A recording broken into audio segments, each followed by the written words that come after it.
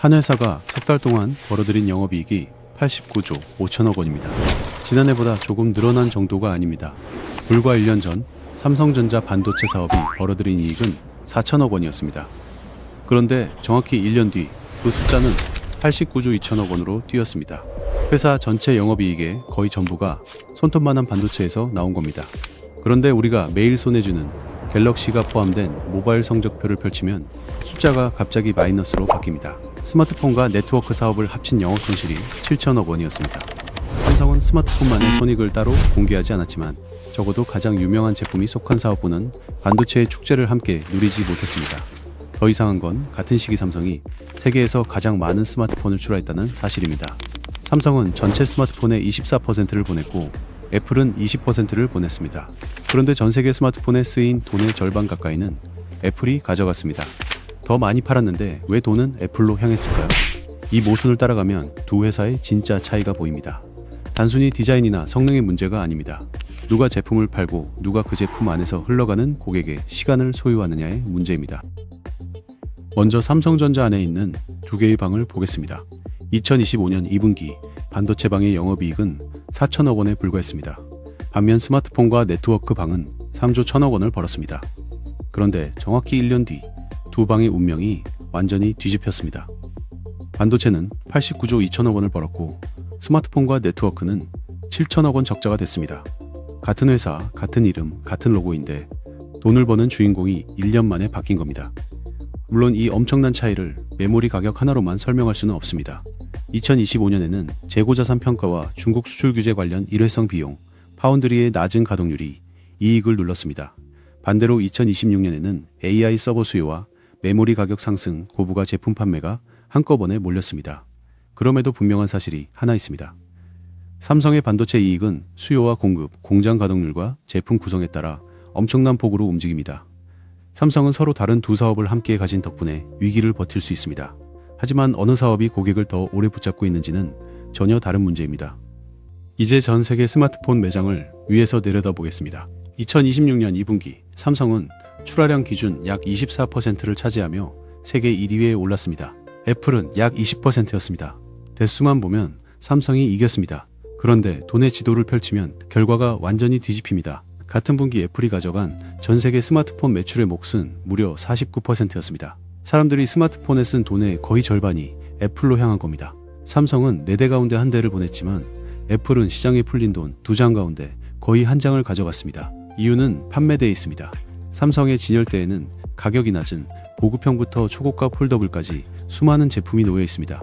반면 애플의 판매는 대부분 프리미엄 가격대에 집중돼 있습니다. 떡볶이를 200그릇 파는 가게와 코스 요리를 50명에게 파는 식당의 차이와 같습니다. 손님 수는 첫 번째 가게가 많지만 한 사람에게 받는 금액과 다시 방문했을 때 이어지는 소비는 두 번째가 더 클 수 있습니다.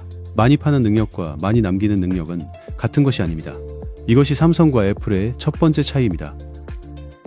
그렇다고 삼성의 전략이 잘못됐다고 단정할 수는 없습니다. 삼성의 폭넓은 제품군은 프리미엄 시장뿐 아니라 가격에 민감한 수많은 지역과 소비자까지 잡을 수 있게 해줍니다. 인도와 중동, 남미와 유럽에서 서로 다른 가격대의 수요에 대응할 수 있다는 것은 강력한 경쟁력입니다. 문제는 제품의 수가 늘어날수록 함께 늘어나는 복잡성입니다. 화면 크기와 카메라, 칩과 통신 규격이 다른 여러 모델을 동시에 개발해야 합니다. 국가마다 가격과 유통망을 맞추고 부품과 재고, 마케팅과 소프트웨어 지원도 각각 관리해야 합니다. 보급형 제품은 판매량이 많아도 한 대에서 남는 돈이 얇고 가격 경쟁도 훨씬 치열합니다. 반면 애플은 상대적으로 적은 모델에 연구개발과 광고, 액세서리와 소프트웨어를 집중합니다. 한 제품이 여러 나라에서 오랫동안 팔리기 때문에 생산과 지원도 더 단순하게 운영할 수 있습니다. 삼성은 더 넓은 시장을 차지하는 대신 복잡성과 낮은 이익률을 함께 떠안습니다. 애플은 프리미엄 가격대에 집중하면서 한 고객에게 더 많은 가치를 받습니다. 판매량 경쟁에서 이기는 방식과 이익 경쟁에서 이기는 방식은 처음부터 달랐던 겁니다. 그렇다면 삼성의 89조 원을 만든 진짜 고객은 누구였을까요? 화면 속 작은 반도체 상자의 목적지는 스마트폰 매장이 아닙니다. 거대한 인공지능 데이터 센터입니다. 챗봇이 답을 만들고 영상 모델이 장면을 생성하고 기업이 수많은 문서를 동시에 분석하려면 엄청난 양의 정보를 빠르게 펼쳐 놓아야 합니다. 그 자리를 제공하는 것이 고대역폭 메모리와 서버용 디램, 기업용 저장 장치입니다. 고성능 AI 서버에는 일반 노트북과 비교하기 어려울 만큼 많은 고속 메모리가 들어갑니다. 데이터 센터는 그런 서버를 한두 대가 아니라 수천 대씩 채웁니다. 수요는 한꺼번에 몰렸지만 반도체 공장은 버튼 하나로 늘릴 수 없습니다. 생산 능력이 제한된 상황에서 주문서가 쌓이자 메모리 가격이 올랐고, 삼성은 서버용 고부가 제품에 물량을 집중했습니다. 가격이 올라도 사겠다는 고객이 기다리고 있었습니다. 그렇게 늘어난 가격은 반도체를 만든 기업의 이익으로 쌓였습니다. 삼성 역사상 가장 거대한 이익을 만든 고객은 갤럭시를 사는 소비자가 아니었습니다. 전 세계에 AI 데이터 센터를 짓고 있는 기업들이었습니다. 그런데 반도체의 축제가 스마트폰에는 비용이 됩니다. 같은 삼성이라는 이름 아래 있어도 메모리 시장 가격이 오르면 갤럭시를 만드는 사업 역시 높아진 원가에 영향을 받습니다. 물론 반도체가 번 돈이 그대로 스마트폰의 손실로 옮겨가는 단순한 제로섬은 아닙니다. 이번 반도체 이익의 중심은 외부 데이터 센터 고객이었습니다. 다만 스마트폰 사업의 계산서가 무거워진 것은 분명합니다. 메모리와 저장 장치를 비롯한 핵심 부품의 가격이 오르면 휴대전화 한 대를 만드는 비용도 늘어납니다. 문제는 그 비용을 판매 가격에 전부 얹기 어렵다는 데 있습니다. 갤럭시는 수많은 안드로이드 브랜드와 같은 진열대에서 경쟁합니다. 가격을 크게 올리면 소비자는 한 단계 낮은 제품을 고르거나 쓰던 휴대전화를 1년 더 사용하거나 다른 회사 제품으로 이동합니다. 보급형과 중저가 제품일수록 몇만 원의 차이가 판매량을 크게 바꿉니다. 삼성은 부품을 잘 만드는 힘을 가지고 있습니다. 하지만 스마트폰에서는 오른 부품값을 고객에게 모두 넘길 만큼 강한 가격 결정력을 항상 갖고 있는 것은 아닙니다. 애플이 강한 지점은 바로 여기입니다. 애플은 메모리 공장이나 디스플레이 공장을 직접 운영하지 않습니다. 대신 아이폰의 두뇌가 되는 칩을 설계하고 운영체제와 앱 유통, 결제와 클라우드, 기기 사이의 연결 경험을 직접 통제합니다. 2025년 애플의 아이폰 매출은 약 2,096억 달러였습니다. 그런데 아이폰을 판 뒤에 이어지는 서비스 매출도 약 1,092억 달러에 달했습니다. 더 중요한 숫자는 이익률입니다. 제품 부문의 매출 총이익률은 36.8%였지만 서비스 부문은 75.4%였습니다. 아이폰 한 대를 파는 순간 거래가 끝나는 것이 아닙니다. 사용자가 앱을 구매하고 클라우드 저장 공간을 늘리고 광고를 보거나 앱스토어와 여러 서비스를 이용할 때마다 돈의 흐름이 다시 발생합니다. 삼성도 갤럭시 스토어와 삼성 월렛, 광고와 콘텐츠 서비스를 운영합니다. 다만 삼성의 모바일 사업은 여전히 기기 판매에서 얻는 이익의 비중이 크고, 애플은 판매 이후 같은 고객에게 반복적으로 돌아갈 수 있는 통로의 규모와 통제력이 훨씬 큽니다. 애플이 파는 것은 전화기 한 대만이 아닙니다. 그 전화기 안에서 앞으로 흘러갈 시간까지 함께 파는 겁니다. 이 차이를 집으로 비유해 보겠습니다. 삼성은 세계 최고 수준의 벽돌과 창문, 가전제품을 만들고 멋진 집까지 지어팝니다. 애플은 집을 판 뒤 그 집의 열쇠와 관리사무소, 상가와 결제 창구까지 함께 운영합니다. 아이폰을 산 사람의 사진은 아이클라우드에 쌓이고 손목에는 애플워치가 연결됩니다. 업무 파일은 맥과 아이패드로 이어지고 구매한 앱과 메시지, 익숙해진 사용법도 하나씩 쌓입니다. 시간이 흐를수록 다른 집으로 이사할 때 옮겨야 할 짐이 많아집니다. 경제에서는 이렇게 다른 제품으로 이동할 때 치러야 하는 시간과 불편, 포기해야 하는 가치를 전환 비용이라고 부릅니다. 이것을 단순히 소비자를 가둔다고만 볼 수는 없습니다. 기기들이 자연스럽게 이어지고 이전 작업이 그대로 계속되는 편리함이 실제 가치이기 때문입니다. 그러나 기업 입장에서는 그 편리함이 강력한 재구매 구조가 됩니다. 새 아이폰이 언제나 완벽해서 다시 사는 것만은 아닙니다. 이미 살아온 디지털 생활을 그대로 이어가기 위해 다음 아이폰을 고르는 겁니다. 애플의 진짜 성벽은 금속과 유리가 아닙니다. 사용자가 수년에 걸쳐 쌓아놓은 기억과 습관입니다. 삼성의 역설도 여기서 선명해집니다. 삼성은 스마트폰의 화면과 메모리, 저장 장치, 이미지 센서와 반도체 생산 능력까지 폭넓은 제조 기반을 갖고 있습니다. 애플의 아이폰에도 삼성 계열사가 공급한 디스플레이와 메모리 같은 일부 부품이 들어갑니다. 그런데 갤럭시의 핵심 운영체제와 앱 생태계는 구글의 안드로이드와 플레이스토어 위에서 움직입니다. 삼성도 갤럭시 스토어와 삼성 월렛, 헬스와 녹스, 스마트싱스 같은 서비스를 키워왔습니다. 하지만 모바일 플랫폼의 최종 통제권은 구글과 나눠 가집니다. 세계 최고 수준의 건축 자재와 공장을 가진 회사가 정작 도시의 가장 큰 통행 요구는 혼자 소유하지 못한 셈입니다.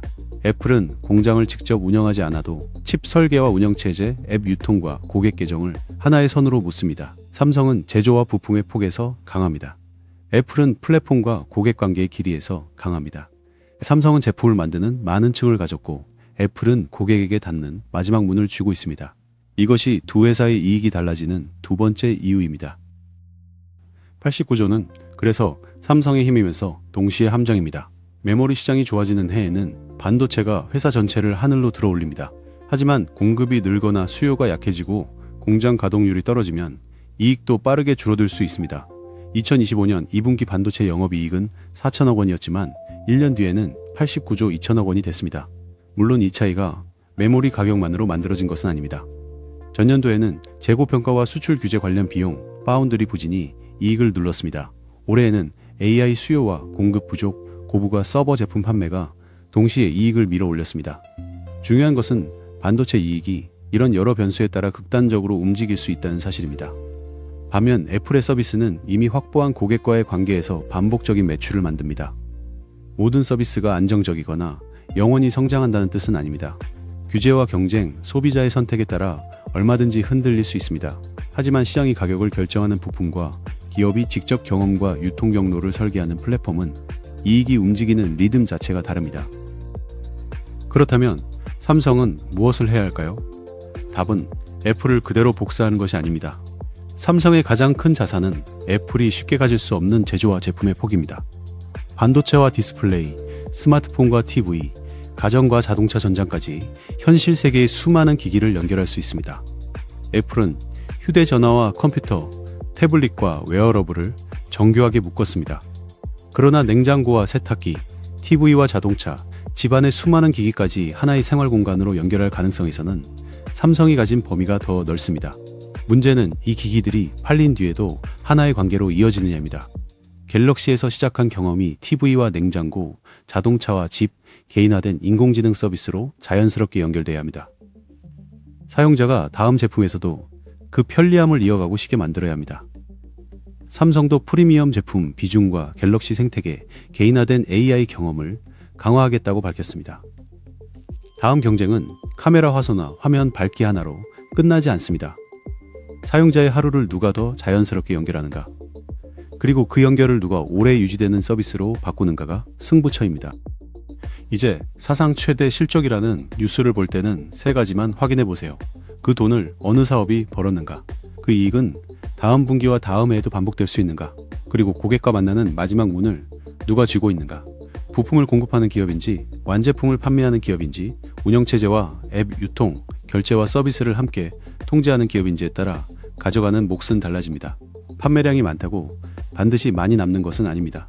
오늘 높은 이익을 냈다고 내일도 강한 것도 아닙니다. 삼성의 89조는 놀라운 숫자입니다.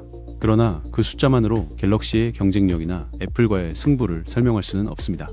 기업의 진짜 힘은 한번 크게 벌어들이는 능력에서만 나오지 않습니다. 같은 고객이 내일도 다음 제품에서도 다시 돌아올 이유를 만드는 능력에서 드러납니다. 삼성과 애플은 서로 다른 방식으로 세계를 움직여 왔습니다. 삼성은 우리가 보지 못하는 곳에서 수많은 기기의 심장을 만들었습니다. 사진을 저장하는 메모리도, 인공지능이 답을 찾는 서버도, 우리가 매일 바라보는 화면도 삼성의 기술 위에서 움직입니다.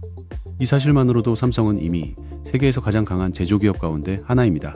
하지만 스마트폰 시장의 승부는 좋은 부품을 만드는 것만으로 끝나지 않았습니다.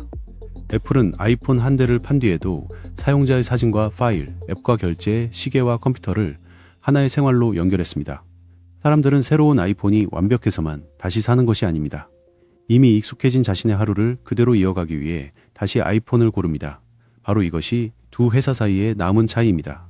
삼성은 세상이 필요로 하는 기술을 만들었습니다. 애플은 사람들이 떠나고 싶지 않은 경험을 만들었습니다. 그래서 삼성의 다음 싸움은 더 빠른 칩이나 더 선명한 화면을 만드는 경쟁만이 아닙니다. 갤럭시를 산 사람이 다음 휴대전화도 갤럭시를 고를 이유를 만드는 싸움입니다. 휴대전화에서 시작된 경험이 TV와 가전, 자동차와 인공지능으로 자연스럽게 이어지도록 만드는 싸움입니다. 사람은 가장 뛰어난 부품의 이름을 오래 기억하지 않습니다. 대신 자신의 하루를 편하게 만들어준 경험을 기억합니다. 삼성이 그 경험까지 자신의 것으로 만드는 날, 89조 원은 더 이상 반도체만의 승리가 아닐 겁니다. 그날은 삼성 전체가 애플을 넘어서는 새로운 출발점이 될 것입니다.